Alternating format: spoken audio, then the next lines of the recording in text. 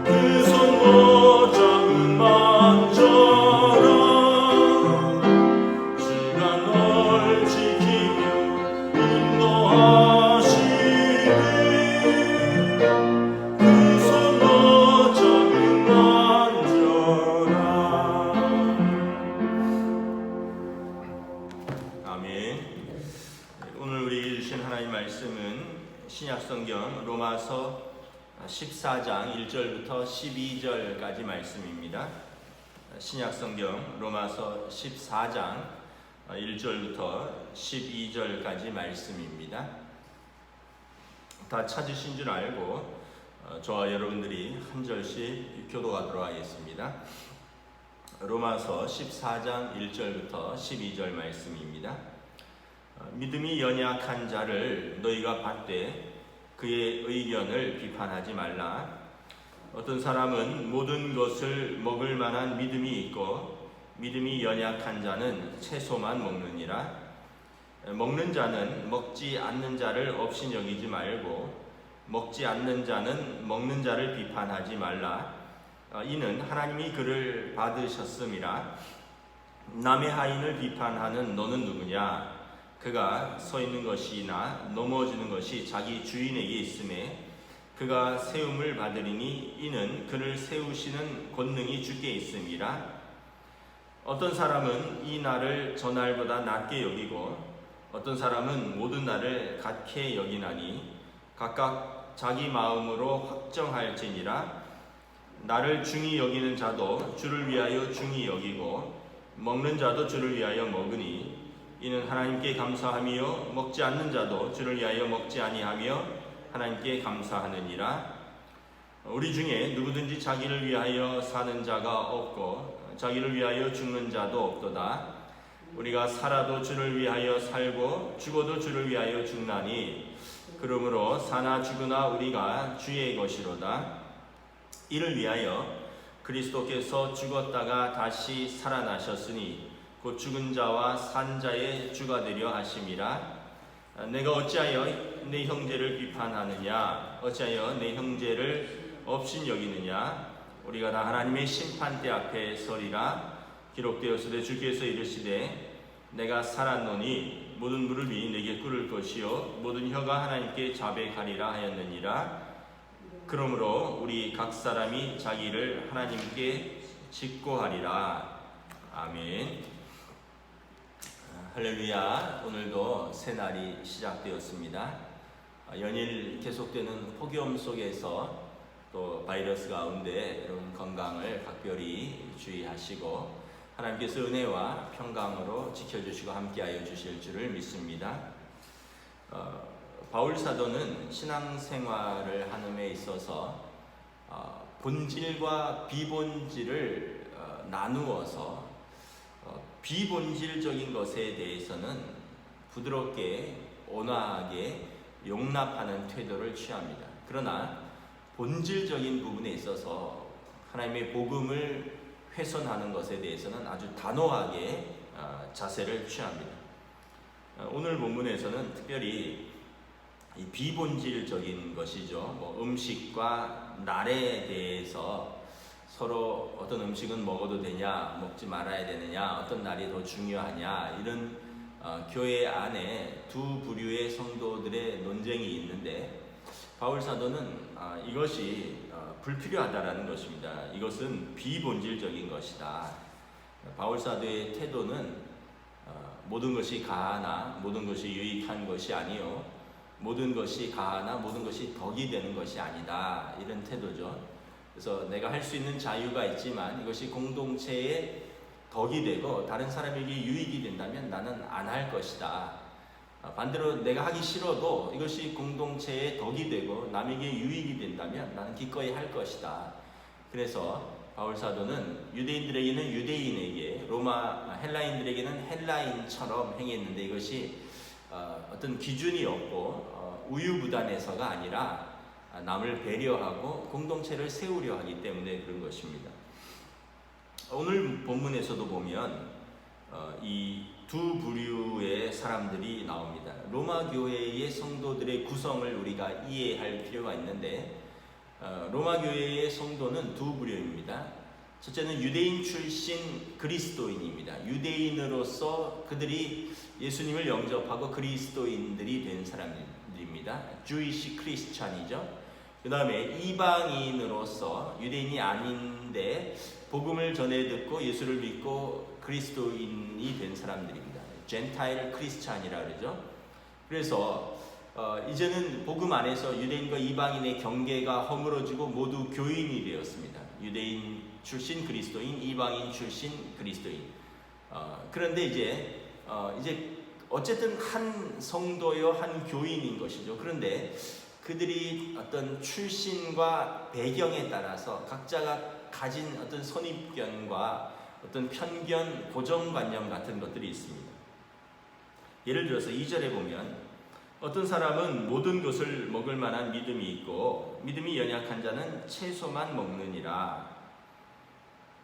여기서 모든 것을 먹을 만한 믿음이 있는 사람이 여러분 사실은 바울 사도가 볼 땐 더 믿음이 좋다라고 이야기를 합니다. 그리고 어떤 것은 이것은 절대 먹어서는 안 된다 이런 사람들이 바울 사도가 볼 때는 이것은 구원과 관계된 본질이 아님에도 불구하고 이걸 생명처럼 귀히 여기는 것을 보고 이 사람들은 믿음이 연약한 사람들이다. 그러나 그렇다 할지라도 이 사람들을 비난하고 판단하는 것은 옳지 않다는 것입니다. 그 사람들의 주관과 소견을 존중해 주라는 것입니다.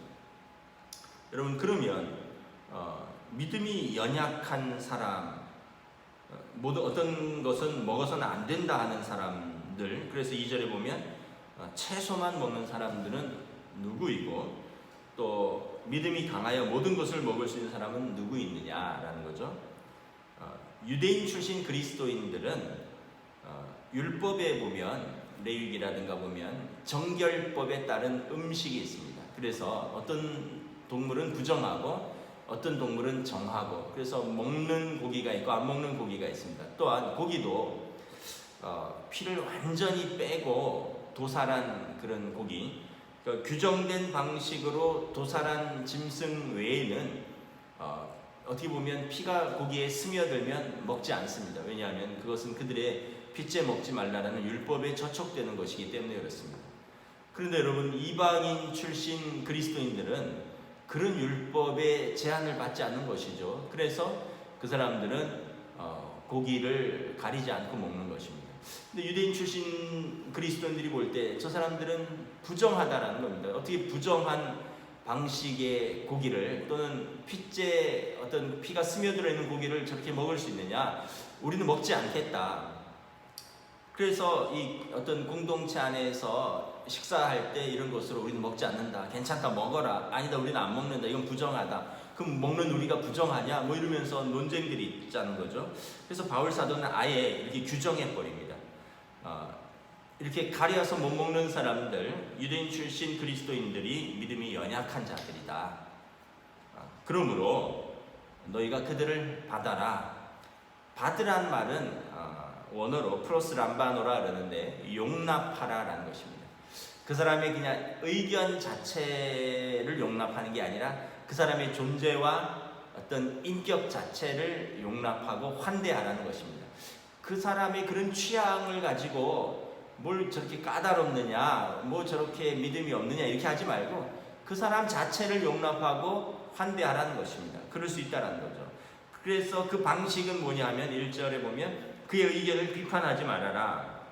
비판은 디아크리세이스라는 그 헬라어인데 어떤 다툼이나 판단하는 것입니다. 어떤 의문이나 의심을 가지고서 시시비비를 가리기 위해서 논쟁하는 것입니다.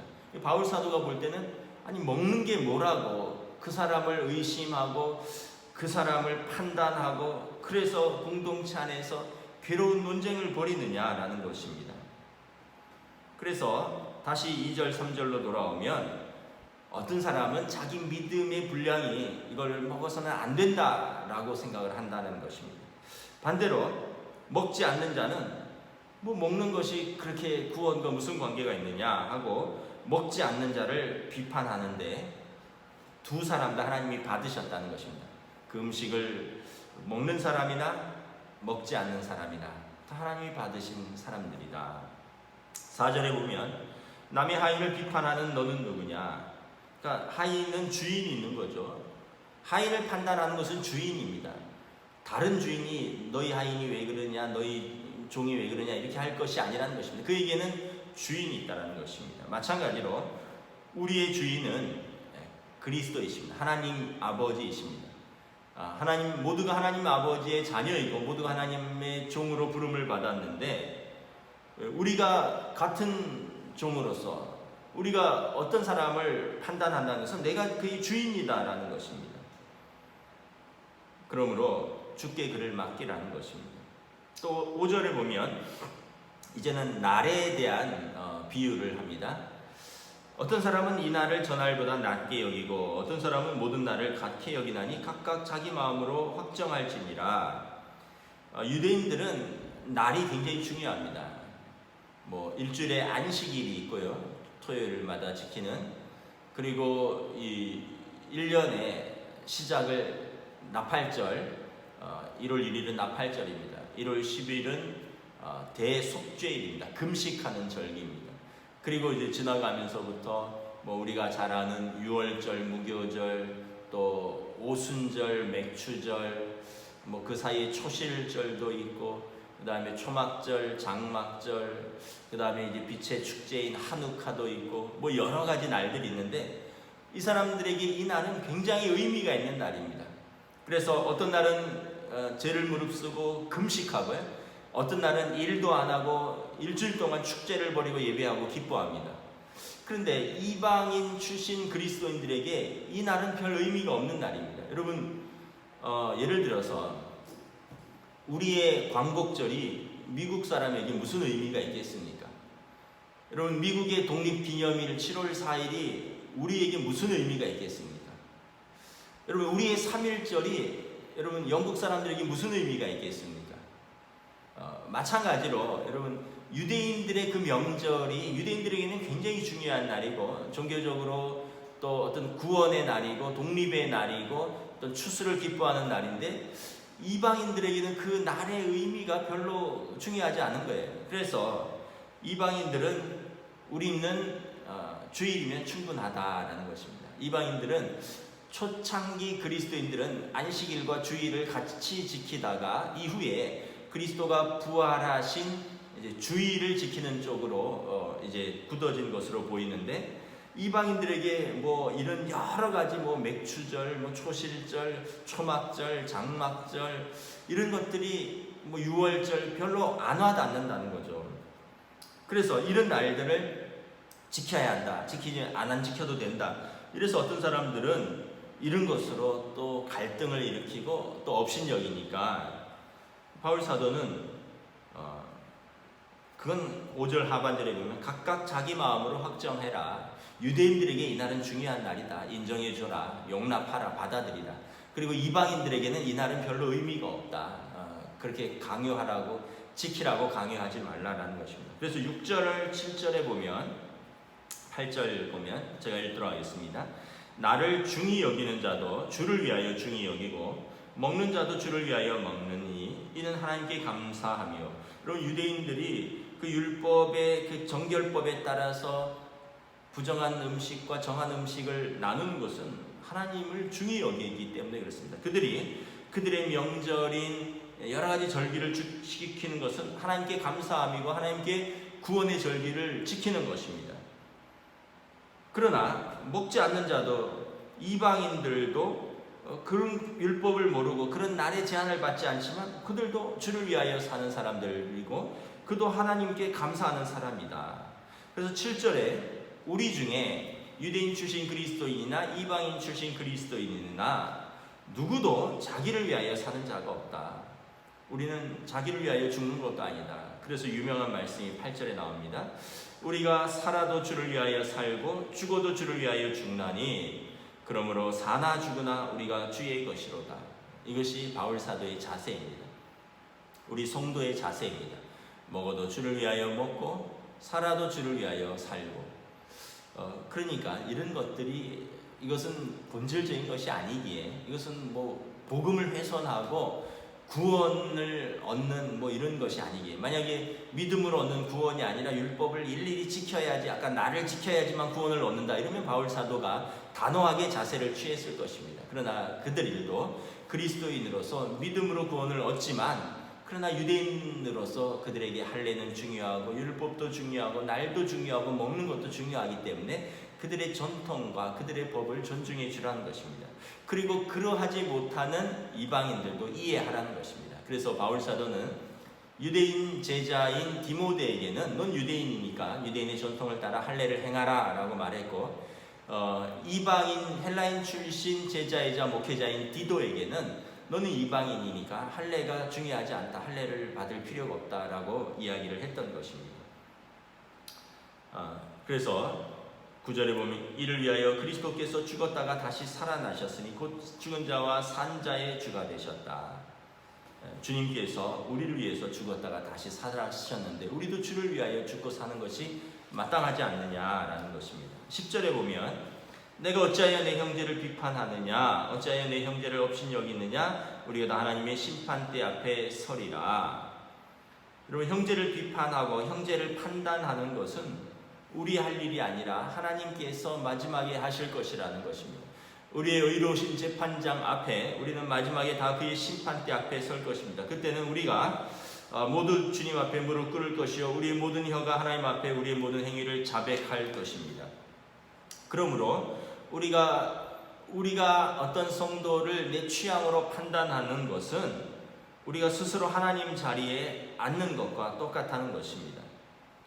그래서 예수님께서 마태복음 7장 1절에 보면 비판을 받지 아니하려거든 비판하지 말라. 너희가 비판하는 그 비판으로 너희가 비판을 받을 것이요 너희가 헤아리는 그 헤아림으로 너희가 헤아림을 받을 것이라. 그래서 여러분, 예수님께서 두 가지 비유를 드셨죠. 제 눈에 들보와 남의 눈에 있는 티에 대해서 말씀을 하셨습니다. 여러분, 티끌은 아주 자그마한 것입니다. 여러분, 티가 눈에 들어가면 우리가 막 눈물이 나면서 그거 호호 불어서 빼달라고 그러잖아요. 근데 우리가 막 이렇게 눈을 이렇게 까뒤집고 그 찾으려도 잘 안 찾아지죠. 그래서 바람을 후후 불어서 빼내지 않습니까? 근데 들보는 뭐냐 하면 대들보입니다. 대들보. 여러분, 이것은 비유이죠. 어떻게 여러분 집에 대들보가 눈에 들어가 있겠습니까? 들어갈 수도 없는데 그만큼 자기 눈에는 큰 흠이 있으면서 어찌 남의 눈에 있는 그 작은 것을 그렇게 찾아서 일일이 밝히고 판단하고 괴롭게 논쟁하고 하나님 자리에 서느냐라는 것입니다. 우리의 본성이 저도 그렇고 여러분들도 그렇고 사실 좀 죄성이 있습니다. 그래서 자기중심적이고요. 그래서 남을 좀 판단하는 본성이 있습니다. 근데 이것은 자꾸 훈련해야 됩니다. 우리가 우리 입을 열 때 칭찬하는 말로 판단하고 비난하는 말이 아니라 칭찬하는 말로 격려하는 말로 자꾸 연습을 해야 됩니다. 여러분, 이 습관은 훈련하면 바뀝니다. 우리가 친사회적인 습관으로 자꾸 바꿔가야 됩니다. 자꾸 남을 비판하고 비난하고 부모가 자녀에게 대해서 한마디 할 때마다 자꾸 못한다 그러고 꾸중하고 그러면 아이가 주눅들겠죠. 그거보다는 좀 참아주고 격려하고 칭찬해주고 또 여러분 믿음이 스스로 강하다고 생각해서 약하다는 사람들 생각할 때 입만 열면 저 사람 믿음이 약하다고 부족하다고 하면 이 사람도 잘할 수 있도록 좀 기다려주고 또 공급해줘야 되는데 그렇게 하면 중간에 꺾여버립니다. 나는 믿음이 약하구나, 나는 부족하구나 이러면서 꺾여버리면 우리가 한 형제와 한 자매를 잃는 것입니다. 말씀을 정리하도록 하겠습니다. 오늘 말씀의 정리는 그것입니다. 3절에 하나님께서 두 사람을 다 받으셨다라는 것입니다. 그러므로 너희가 서로 용납하라. 두 번째는 9절에 그리스도께서 죽으셨다가 다시 살아나사 그들과 우리의 주님이 되셨다라는 것입니다. 세 번째는 10절 상반절에 보면 우리는 한 형제 자매이며 영적 가족이다. 형제들아, 여러분, 우리 가족은 그렇게까지 비난하지 않잖아요. 남이니까 비난하는 거죠. 우리는 그리스도 안에서 한 형제요 한 자매다.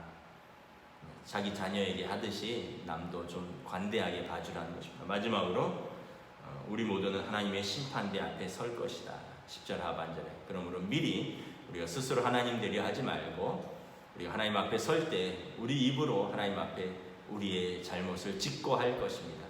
그때 우리가 남에게 관대하게 용납했고 사랑을 베풀었던 것들이 있다면 그럼 그것이 우리의 은혜가 되겠지만 우리가 남을 판단하고 비난하고 시험 들게 하고 넘어뜨렸던 우리의 모습들만 있다면 우리가 얼마나 부끄럽겠습니까? 말씀을 마치겠습니다. 오늘 하루도 여러분 주어진 삶의 자리에서 여러분들에게 주신 사람들을 용납하고 이해하고 사랑하고 세워가는 그런 귀한 또 여러분들 하루가 되시기를 주님의 이름으로 축복합니다. 아멘. 기도하겠습니다. 하나님 은혜를 감사합니다. 로마 교회에 두 부류의 성도들이 있었는데 이 사람들은 그 출신에 따라서 성장 배경에 따라서 그들의 민족성에 따라서 각자가 지켜야 하는 것, 중요하다 생각되는 것, 그리고 지키지 않아도 되는 것, 중요하지 않다고 생각되는 것들이 있습니다. 그리고 이를 통해서 서로 믿음이 있느냐 없느냐, 또 갈등을 일으키고 또 서로를 업신여기고 판단하는 것에 대해서 바울 사도가 그렇게 하지 말라라고 말씀을 합니다. 오늘 우리의 삶에서도 마찬가지입니다. 우리가 신앙생활을 하면서 또 우리 교회에서 또는 우리 가정에서 또는 우리 일터에서 내 기준을 가지고 이것이 어떤 본질적인 것이 아님에도 불구하고 우리가 비난하고 판단하고 어떻게 보면 내가 더 성숙하고 내가 더 믿음이 있기에 미성숙하고 연약한 너희를 가르친다 하지만 오늘 말씀을 잘 읽어보면 우리가 성숙하고 믿음이 강하다면 연약한 자들을 용납하고 그리고 기다려주고 또 무엇보다 공동체의 덕을 세우는데 힘을 쓰라라고 말씀을 합니다. 우리의 삶의 자리에서 다시 한번 우리 입술을 주장하여 주시옵소서. 성령님, 또 우리의 인격과 또 우리의 모든 삶의 행동들에 있어서 하나님께 영광이 되고 공동체의 덕을 세우고 그리고 다른 사람의 유익을 구하는 믿음의 성도들, 성숙한 성도들이 될 수 있도록 성령님 이끌어 주시옵소서. 감사를 드리오며 우리 주 예수 그리스도 이름으로 기도드리옵나이다. 아멘. 하늘에 계신 우리 아버지, 아버지의 이름을 거룩하게 하시며 아버지의 나라가 오게 하시며 아버지의 뜻이 하늘에서와 같이 땅에서도 이루어지게 하소서. 오늘 우리에게 일용할 양식을 주시고 우리가 우리에게 잘못한 사람을 용서하여 준 것 같이 우리 죄를 용서하여 주시고 우리를 시험에 빠지지 않게 하시고 악에서 구하소서. 나라와 권능과 영광이 영원히 아버지의 것입니다. 아멘.